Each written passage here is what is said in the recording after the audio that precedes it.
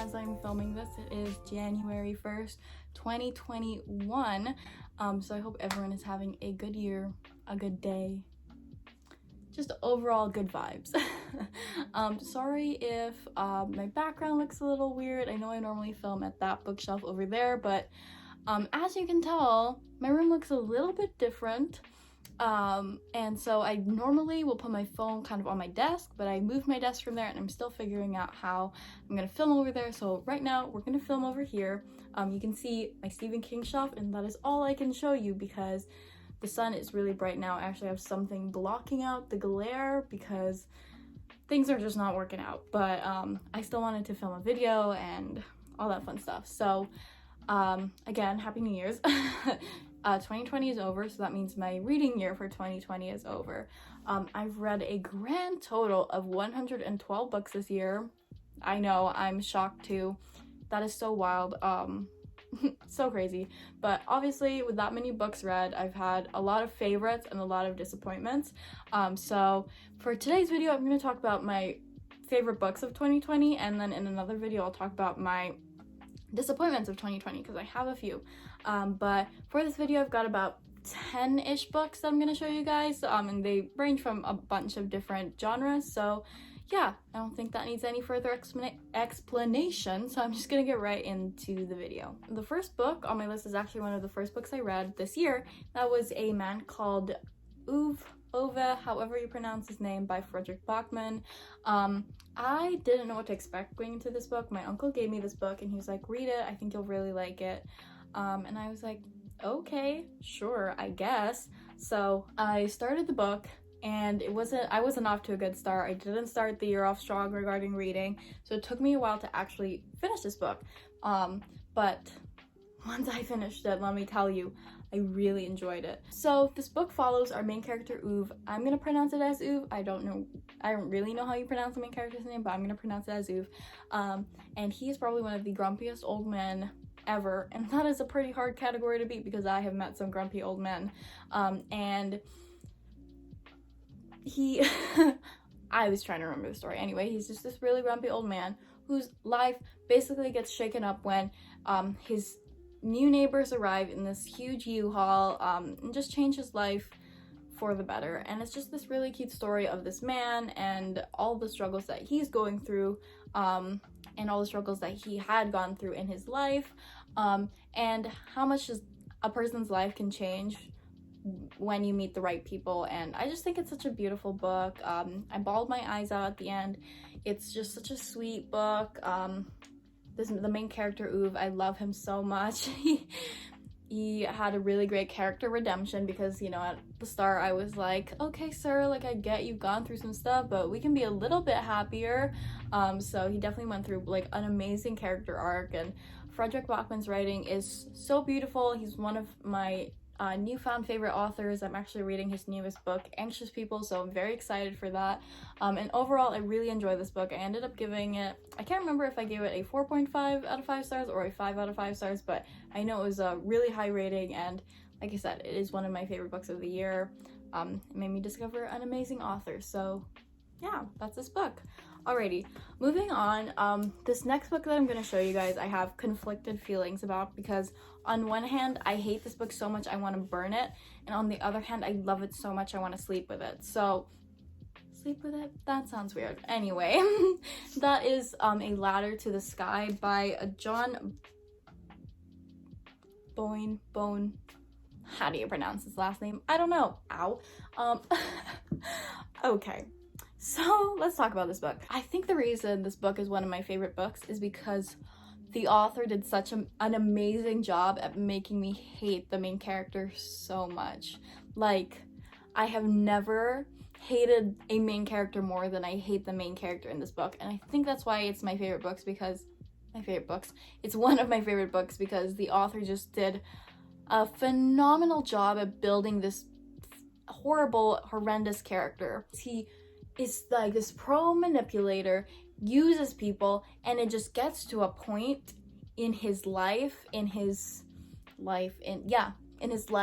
career where it gets a little bit too much, and you get to a point where you want to strangle the main character. So yeah, there's definitely a lot going on, but like I said, the writing is so beautiful. Like I said, I have conflicted feelings about this book because I hate it because the main character sucks, and like, who wants to read a story where the main character is like a complete douchebag? But at the same time, like I keep saying, the author is just kind of powerful. Like, how did he manage to make me love a book but hate the main character? So yeah, anyway, so that's this book. Do I recommend it? Yes, but be cautious going into it because you will have very strong feelings at the end of this book. So yeah. Alrighty, let's move on. This is another book I read pretty early on in the year, if I'm not mistaken, and that was Radio Silence by Alice Osman.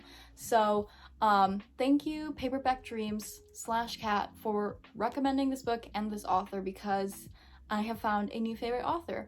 I've read 2 of Alice Osman's books. I'm definitely gonna pick up more of her books. She creates these beautiful stories and builds these amazing characters and throws in so many plot twists, and just overall is a queen. So the story follows our main character Frances, who is a student in high school, if I'm not mistaken, and she does fan art for one of her favorite podcasts called Universe City. It also follows our other character, Alid, who is the creator of Universe City and online goes by the name Radio Silence. So then Frances gets this message from Radio Silence asking if she'd be willing to collaborate with Alid, you know, with her art and everything.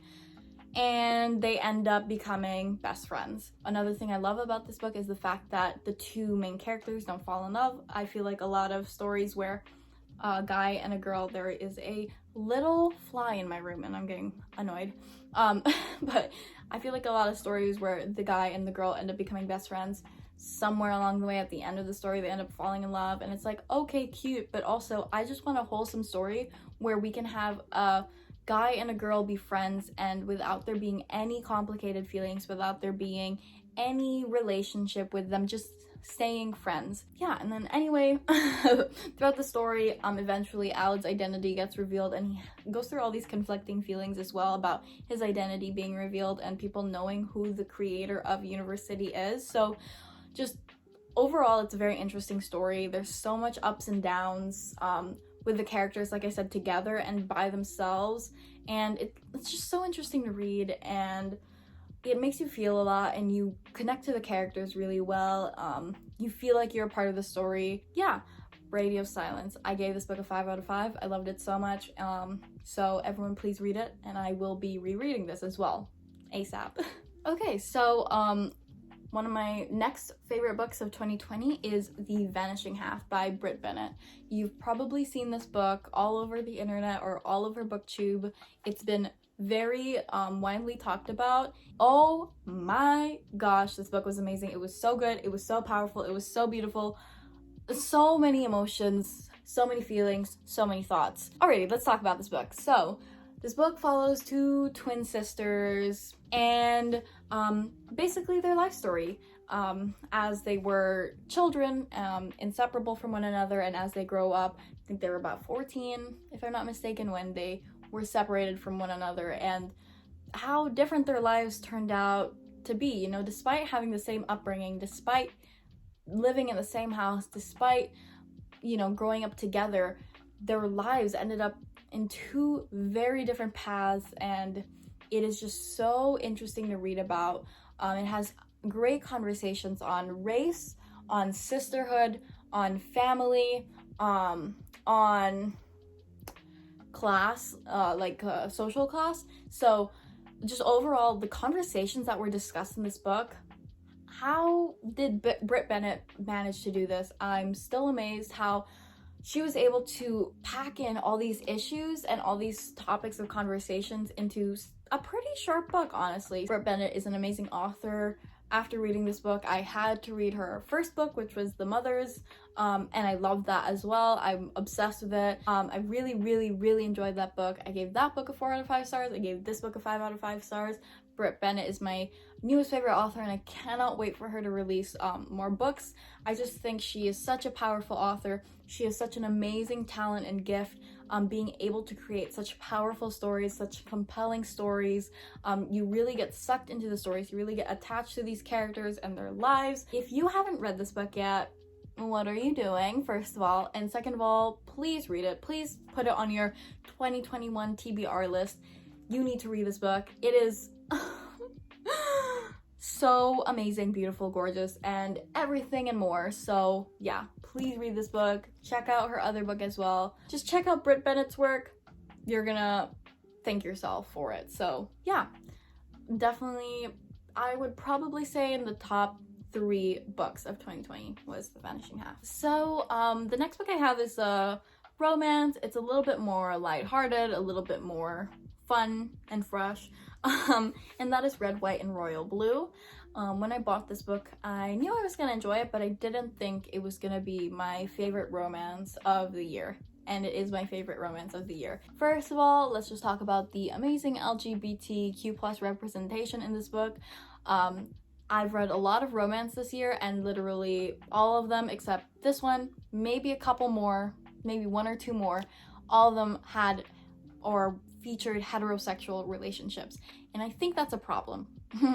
I don't know, you would tell me. I read a lot of romance this year and I only had a couple. I wouldn't even say a couple, a few. Like I said, 2 or 3 that actually had proper LGBTQ+ representation. All the other books, heterosexual relationships. Why? Why do we keep doing that? Why do we keep making straight the norm? That is a conversation for another time though. So anyway, let's talk about this book. So this book follows 2 main characters. Are they called the first son? The son of the President of the United States. His name is Alex Claremont Diaz. And the prince, correct? Prince of Wales. His name is Henry. And their romance. Yeah. The president's son and the prince? I couldn't ask for a better romance. It was so beautiful and so sweet. Watching Henry struggle with his feelings for Alex and watching Alex struggle with his own identity and figuring out his identity. So precious. I want to say precious. Like, it definitely was sad, like, or stressful or whatever, like, you know, watching Alex try to figure out who he is and how he identifies and who he loves, and is it okay if, you know, he loves and if he loves outside of the norm, right? And so definitely stressful to watch, but also so precious to see it and watch him discover himself, and just so beautiful overall. Watching their relationship bloom and seeing them overcome huge hurdles that these young boys, you know, Alex is in college or just about to finish college, and so they're about that age, you know, my age, they're, you know, well, not my age, I'm 19, but they're probably like, what, 20, 21, so around my age, and watching them overcome these huge hurdles that people our age probably shouldn't have to deal with, like their relationship and how it's gonna affect the public, the world. I mean, you're talking about the Prince of Wales and the son of the President of the United States of America. Yeah, just seeing them have to deal with things like this and think about this, and like, it's things that normal people don't have to think about when getting into relationships. Like, they just get into a relationship, but these people had to think about how it's gonna affect the, you know, mass public, the mass population, whatever you call it, and how it's going to affect any international rules, how it's going to affect the royal family and their image, how it's going to affect the President of the United States and her image, especially since she was coming up for re-election in this book. So just overall, watching them overcome these huge hurdles and watching them still try to have a normal relationship like normal people do. Overall, I just thought this book was so powerful and so beautiful. Made you feel so many things. I really rooted for the 2 main characters, and just overall, I love this book so much. I'm pretty sure I gave it a 5 out of 5 stars and if I didn't, I will go back and change it because this book deserves a 5 out of 5 stars. So yes, Red, White, and Royal Blue. I love it so much. So yes, alrighty, let's move on. So I've got how many left? 6 books left. I'm gonna take a break from fiction and we're gonna go into the one nonfiction book on my list, and that is So You Want to Talk About Race. I did not know what to expect when going into this book. I did not know what was really gonna be discussed in this book besides, you know, obviously race. So yeah, I didn't really know what was gonna be talked about. So I just went into this book with an open mind and I said, whatever happens, I have a feeling I'm gonna love this book because I don't read a lot of nonfiction, and when I do read nonfiction, I really, you know, read it because I want to educate myself and I want to learn more and I want to open my mind more. So that's the mindset I went into this book with, was just I want to learn and I want to educate myself more, because as much as I say I'm educated about issues, I'm probably not as educated as I could be. And our mind is always growing, the world is always changing, things are always changing around us, and we always need to be open to learning more. So that's why I really picked up this book. Yeah, and this book was so powerful. I learned so much about such little things like microaggressive racism, intersectionality, which is which is a really important thing that we all need to learn about. This book touched on police brutality. It touched on privilege and how you can check your privilege and how you can help other people check their privilege, how you can have conversations with people progressively. A lot of times when you try to have conversations with people, they get upset, they get angry, they get hurt because they take it personally, when it's not something that, you know, it's not like you're trying to attack this person, you're just trying to have a proper conversation with them.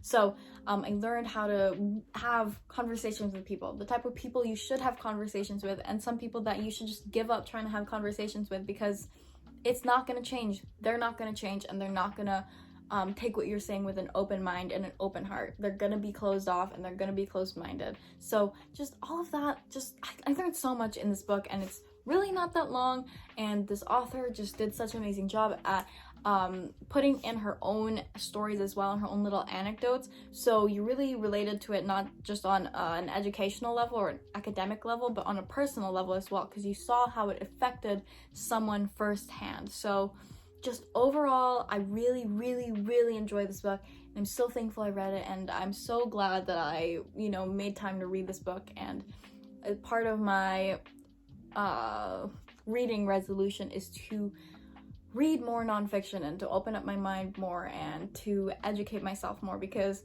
if I learned so much from this book, imagine what else I can learn from so many other books. So yeah, this book was just so amazing, and I'm, like I said, so glad I read it. Alrighty, so since you have been staring at my Stephen King shelf this whole time, let's talk about Mr. King.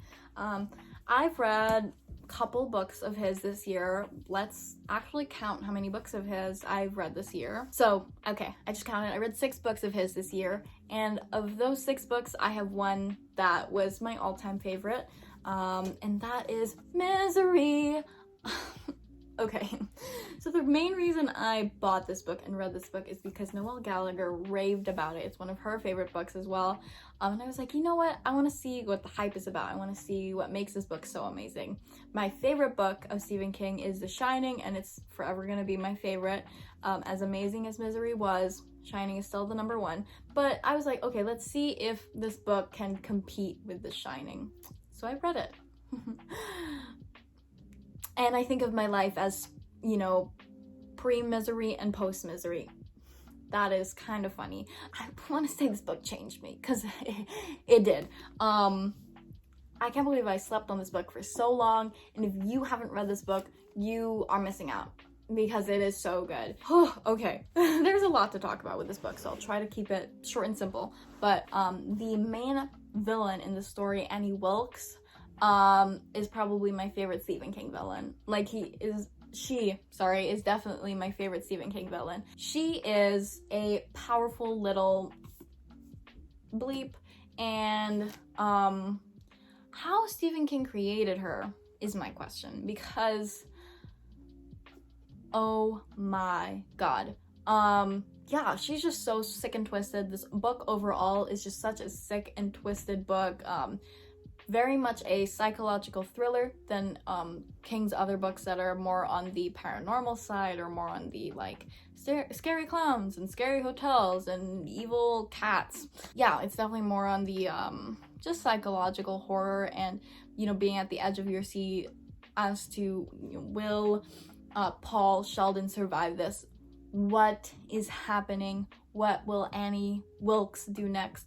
And so it really just keeps you at the edge of your seat. The build of the story, the suspense is so great. Yeah, overall, probably one of King's best books, if I do say so myself. Alrighty, since I'm talking about a thriller / horror, let's talk about another thriller / horror, and that is I'm Thinking of Ending Things by Ian Reid. I did not think this book was gonna be a favorite. I did not think I was gonna put it on this list, but I looked at it, and I looked at it again, and I kept looking at it, and I stared at it for even longer, and I realized that of all of the thrillers, of all of the horrors, of all of the mysteries I've read this year, last year, I keep forgetting it's 2021 now, but of all the mysteries and horrors and thrillers I've read in 2020, this is probably my top 3. The way this book literally made me shake in fear. I was actually scared. I know for sure at one point while I was reading this, I screamed. I got goosebumps so often. The way the story is written, in the perspective that the story is written in, is just so, oh my god. Just like trying to unpack the ending, and I think that's what really made me fall in love with this book, or really like this book even more than I did while I was reading it, was the aftermath of reading this book. Just trying to unpack the story and trying to understand what the ending, and what the hell the ending was, and what the heck just happened. And I think that's what really made me like this book, is because it really stays with you. It's been months since I read this book, and I think about it often because it really just sticks with you. This is a book that I'm definitely gonna reread. It's short, but it has so much power to it. It's just, there's just so much that goes on in this book, and so much that happens in the ending, and you're just like, what is going on? What the fuck? It's a total and complete mind game. I gave this book a 5 out of 5 stars because, like I said, the ending was so crazy, and it was just so wild. Yeah, overall, this book was fucking crazy. So take with that what you will. If you want to read it, if you don't, I don't blame you if you don't want to read it, but I definitely think you should, but you don't have to. So yeah, alrighty, let's move on. Alrighty, last 2 books on this list. I'm actually gonna save the best for last. The last book I'm going to talk about is probably number 1 of 2020. So let's talk about this book first, and that is The Song of Achilles by Madeline Miller. This book was not what I was expecting it to be. It took me a long time to read this book because I didn't know about it. I saw Circe. I have it right here. This is the book that I saw around the most, the book that I saw talked about the most. So, I was like, oh, well, I want to read that. And then I found out that she actually wrote this book. So I put off reading Circe because I wanted to read this book. And it was just, I just wasn't sure whether I wanted to actually read this book or not, because I never heard anything about it. I don't know anything about the story of Achilles in Greek mythology. I don't know a lot about Greek mythology, so I was very nervous going into this book. And, I was just wondering, am I actually going to understand anything that's being talked about here? And I did. And I loved it. And I enjoyed it so much. And first of all, I'm so glad that I read this book before I read Circe, because if I read Circe before I read this book, I would not have read this book because I hated Circe so much. Spoiler for most disappointing books of 2020. I hated Circe so much that it would have put me off from reading Song of Achilles. So I'm glad that I read the Song of Achilles first. So let's talk about it. The romance aspect of this book, chef's kiss. Wow, did it touch my little heart. It was so cute and just so sweet. I think about this book often, mainly because of the romance. But watching Achilles' journey and his life and, you know, seeing his training, my favorite thing in movies, especially in like hero movies, are like the training montages. So like reading about like Achilles' training and Patroclus, I don't know how to pronounce his name. I kept hearing it on the audiobook and I don't know how to pronounce his name, but seeing the other main character Patroclus's training as well, and how different he is from Achilles, was just so interesting. The author did an amazing job as well about making this book, I want to say like inclusive, I guess, when it comes to like Greek mythology.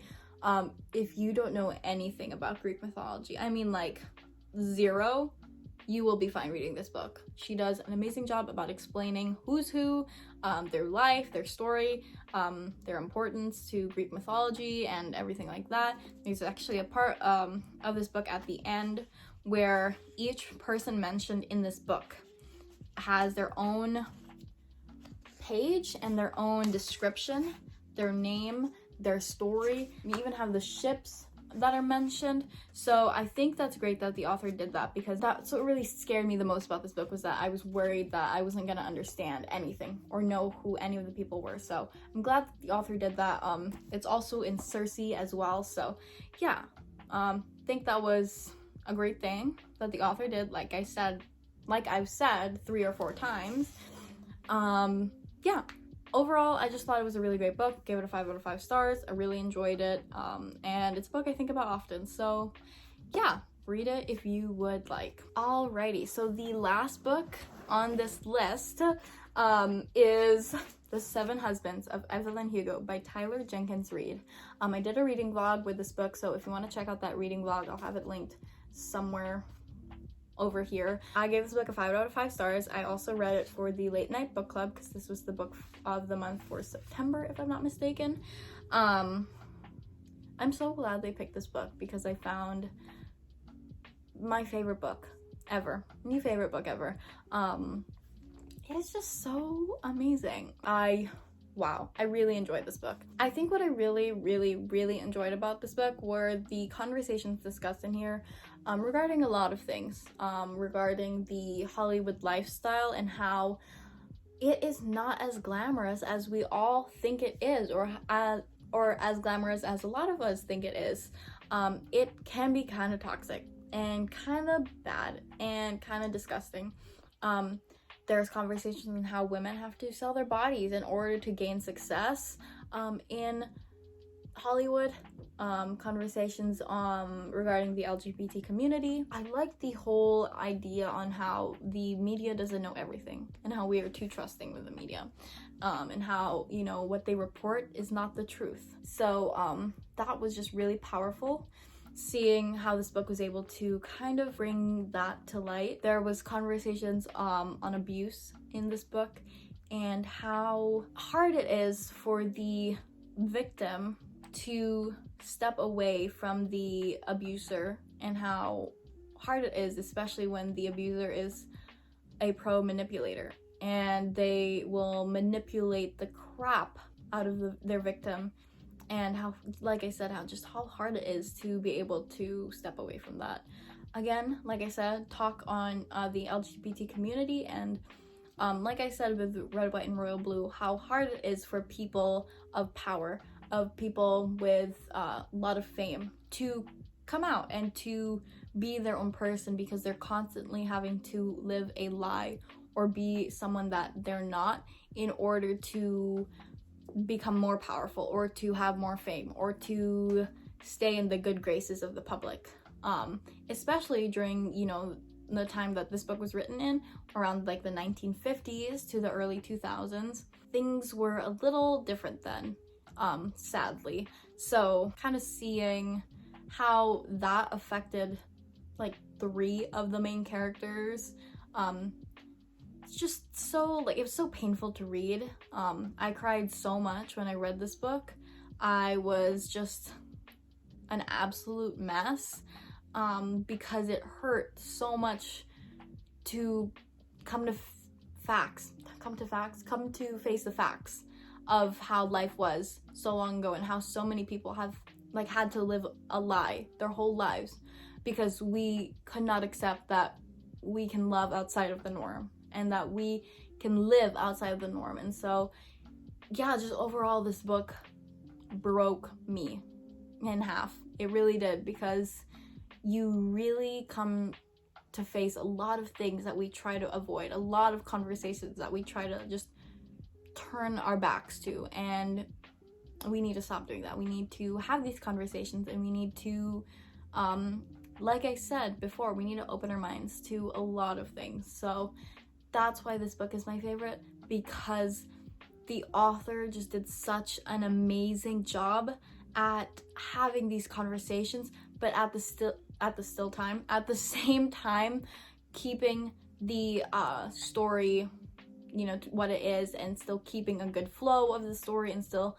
building, you know, the characters, and still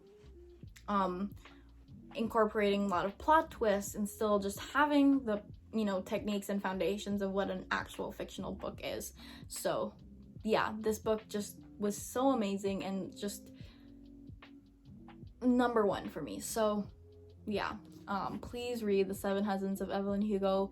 You will not regret it. Alrighty guys, well that is everything. Those are my top 10 books of 2020. I'm pretty sure that was 10 books. I really hope you guys enjoyed this video. I hope you guys enjoyed listening to me ramble about these books. What else do I have to say? I've got my disappointing reads of 2020 coming out soon, so stay tuned for that. Let me know if you guys want to see any reading vlogs soon. I know I've been posting a lot of reading vlogs. I just like filming them a lot. And yeah, that's about it, folks. Don't forget to like and subscribe, and you know, the usual, comment down below something and let's have a conversation. And that is it. Alrighty folks, I'll see you guys in my next video. Have a lovely day, a lovely week, a lovely month, and most importantly, a lovely year. Alrighty, stay safe, and love you guys. Bye.